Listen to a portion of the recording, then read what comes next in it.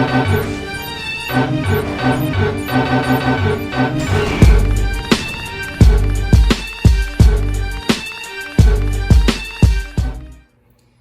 what's going on, everybody? It's your boy Art with Toys, and I'm back with a quick video. And rather than doing a review, I wanted to talk a little bit about this repaint I did of the Mcfarlane Toys Injustice 2 Gods Among Us Dr. Fate figure. And I ended up picking this guy up about a year or so ago at Target on sale. And at the time, I did not have a Dr. Fate figure. I think a little bit before this one came out, Mezco made theirs. I wasn't necessarily in love with that figure, so I never bought it. And I really wanted a Dr. Fate figure, and I was like on the verge of maybe picking that one up, but it was a little bit after it released, and the price had gone up on it in the aftermarket. So I decided not to go with that. I didn't want to pay that price for a figure I wasn't in love with. And the old DC ones are a little harder to get, and the articulation is limited on those. So I went ahead and grabbed this guy when I saw that he was on sale. Put him on the shelf, had no intentions of repainting him. And then one day I was looking at him and I said, hey, I think I can do something with that to make him look more like the comic book. So I took him off of the shelf. I heated and popped off the head, popped the torso apart, took off the legs, popped off the arms, which those don't even require heat. They just pop off by themselves, and I got to work. So for the head, I repainted that with a gold rub and buff. And I'm going to talk a lot about rub and buff in this video. So if you're not familiar with it, it is an oil-based paint that you could buy at your local hobby store, and it takes forever to dry. And even when it dries, sometimes when you touch it, it'll smear or come off, or it'll be on your fingers. So I just let it dry, and then I hit it with a matte finish. And then I repainted the eyes just to give them that stark white look from, piercing out from that helmet. And I think before they just kind of dabbed in some white and called it a day.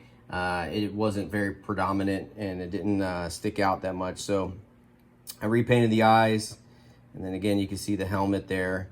And then for the arms and the torso, those were navy blue, so I repainted those in a more traditional blue. These panels on the side here and here were this color blue, but I had the figure apart, and I figured why not just repaint that whole thing. So I repainted that all one color. And then I did some silver here on the buttons to bring out those details. And then on the chest, I repainted that in the gold rub and buff. And then I did the silver rub and buff for the details there. And then I went ahead and I sealed the whole top half with the matte finish. And then went to work on the arms. So on the arms, I repainted the arms blue here. And then for the gauntlets, I did those in the gold rub and buff. I did the gold rub and buff on the shoulder pads, and the silver rub and buff for the details. And then I sealed both arms. So there's that one and that one. And then for the hands, I went in and I trimmed off that extra bit of blue that's there. And I did that so that the hands could sit flush on the sleeve. And originally I had the stock hands in there, and they have this ball joint that was really sticking out like a sore thumb. It was really ugly. So cut that extra piece off, and then I made kind of a divot in the inside of the sleeve there. And I drilled the peg hole in a little deeper, and what that allowed me to do was stick the peg in there, and then I could actually hide the ball joint in the sleeve so that it didn't stick out and look unnatural. So I liked that for a while, but you have one of the hands that came with them is a trigger finger hand, which makes no sense, and the other one is a fist. So I decided just to switch the hands out for now. So these are the hands from the Marvel Legends Bonebreaker Wave Darwin. And what's funny about that is these hands are huge. So on Darwin, they're massive. Marvel Legends are a little smaller than Mcfarlane's.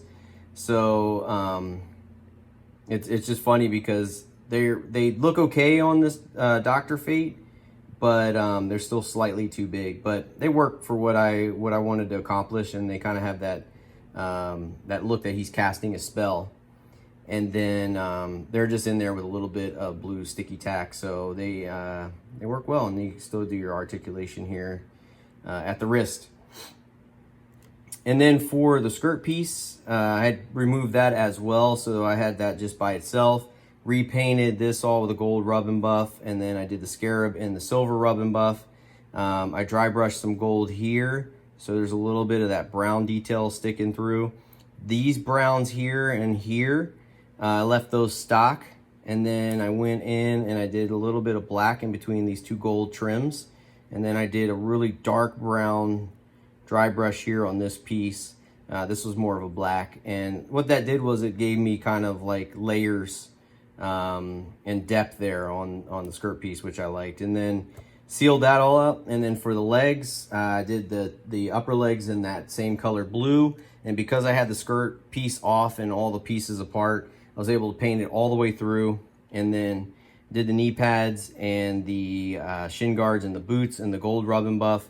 Did the silver rub and buff on the details on the knee pads, and then I repainted the boots with the trim done in the gold rub and buff, and then again sealed them all up.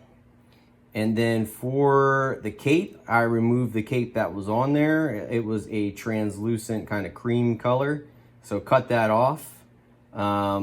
And then I took two pieces of this gold fabric and I cut out two identical pieces. And then on one of them, I took the edges and I folded them over and I ironed it. And then I put a bead of the fabric glue in there. And then I ironed it again to give it that permanent press or that permanent hem. And then on the other piece, before I folded it over and I put the bead of glue there to hold the edges together, I put in a wire. And it's kind of a happy accident. I got this wire at my local hobby store. I was just looking for some wire. I saw it hanging there and it came in different colors, and I figured the colors would be cool because if I was doing a red cape, I could do a red wire in there. If I was doing a blue cape, I could do a blue wire. And if the fabric was thin, you know, then the wire would just blend in with the color and you wouldn't see it. Now, this fabric's pretty thick. You can't see through it or anything, but there still is a gold wire running through there. And then, so once I laid the wire in there, I did the bead. Well, actually, I folded it over, ironed it, did the bead of fabric glue there, and then ironed it again to give it that permanent press. Then I took the two halves and laid them together, and I did the bead of glue all the way around the edges and put the two halves together to make the cape. So the inside and the outside have that identical look, and then you have that seam running down the side. You know, I could probably get a little bit more glue in there just to press some parts of it together, but for the most part, I think it holds up pretty well. Like I could hit that right there probably with a little more glue. But nonetheless, I'm pretty happy with it. And then there's some buckles here on the shoulders. So I made sure the edges of the cape came around the back of the neck, and I glued them right up against those buckles so that that looks natural. And that's how the stock one was. The plastic cape actually went right up to the edges of these two buckles on the front kind of area there. That's right there where the shoulders and the chest meet. So I'm pretty happy with how that turned out. And yeah, I think he looks pretty cool, and he serves as my Dr. Fate now. Again, he's probably not 100% comic accurate because there's some details there that just don't match up, but for the most part, I think with the blue repaint mostly, and just the gold and silver rub and buffs that I put on there, I think that it does the job. And yeah, I figured I'd share this guy. I have him sitting here on my temple diorama that was made for me by toyographer Matt, who passed away a few years ago. So I like to use this one when I can for pictures, mostly. And but I figured I'd use him for this video and you know, kind of show this off. And I hold it near and dear to my heart, and I try to keep it in good shape. He made this one for me and a couple of other ones, so pretty cool. And then I have the accessory pack from the mummy figure there in the background. So those are just two of the pieces from that pack. So that is pretty much it, guys. So if you like these videos where I talk about some modifications or repaints or customs that I did, let me know in the comments. Let me know in the comments if you like this. You know, leave a comment in general, you know, and I try to respond to all of them.